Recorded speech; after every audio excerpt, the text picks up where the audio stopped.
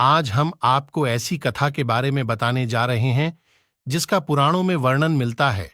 इसमें भक्त और ईश्वर के अटूट प्रेम से संबंधित बहुत सारी कथाओं का उल्लेख मिलता है। ये कथा हमारे देश के साक्षी गोपाल नामक एक मंदिर से जुड़ी हुई है। कथा के अनुसार एक बार दो ब्राह्मण वृंदावन की यात्रा पर निकले। उनमें से एक वृद्ध था और दूसरा जवान था।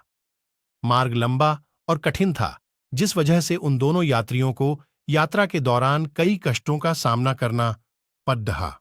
उस समय आज की तरह रेलगाड़ियों और बसों की सुविधा उपलब्ध नहीं थी। यात्र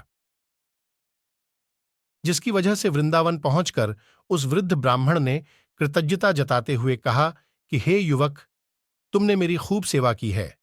मैं तुम्हारा अत्यंत कृतज्ञ हूं। इस सेवा के बदले मैं तुम्हें पुरस्कार देना चाहता हूं। पर उस युवा ब्राह्मण ने पुरस्कार लेने से मना कर दिया, जिसके बाद वृद्ध व्यक्ति हठ करने लगा।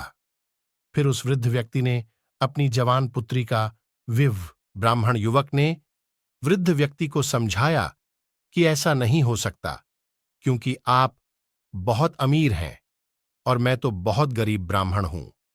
फिर भी वृद्ध व्यक्ति अपनी हठ पर अड्ढा रहा और फिर कुछ दिन तक वृंदावन में रहने के बाद दोनों घर लौट आए।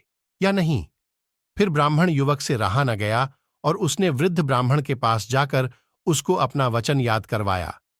वो वृद्ध पुरुष मौन रहा और उसे डर था कि वो अपनी बेटी का विवाह इससे करवाता है तो उसकी पत्नी अपनी जान दे देगी। वृद्ध पुरुष ने कोई उत्तर नहीं दिया। तब ब्राह्मण युवक ने उसका दिया हुआ वचन याद करवाने लगा।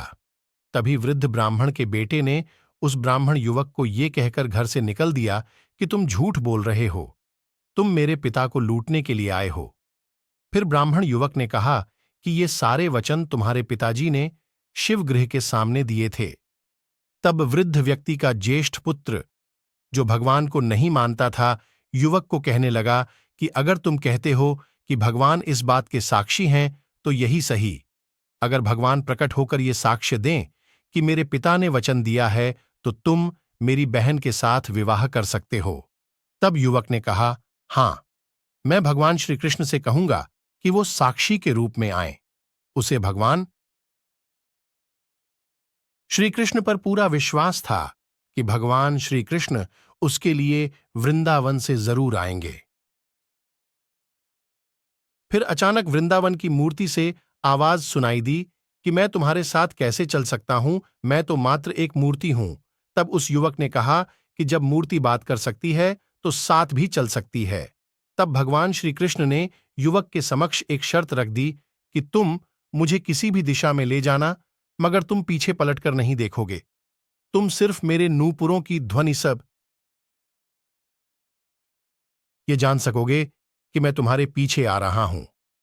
युवक ने उनकी बात मान ली और वो वृंदावन चल पड़े। जिस नगर में जाना था वहां पहुंचने के बाद युवक को नूपुरों की ध्वनि आनी बंद हो गई। युवक ने धैर्य न धरकर पीछे मुड़कर देख लिया। मूर्ति वहीं पर स्थिर खड़ी हुई थी। अब मूर्ति आगे नहीं चल सकती थी, क्योंकि युवक ने पीछे मुड़कर देख लिया था। वो युवक दौड़कर नगर पहुंचा। सब लोगों को इकट्ठा करके बोलने लगा कि देखो, भगवान श्री कृष्ण साक्षी रूप में आए हैं। लोग स्तब्ध थे कि इतनी बड़ी मूर्ति इतनी दूरी से चलकर कैसे आई। फिर भगवान श्री कृष्ण की मूर्ति ने सबके सामने ब्राह्मण युवक की गवाही दी। उसके बाद वृद्ध ब्राह्मण की पुत्री के साथ उसका विवाह संपन्न हुआ। विवाह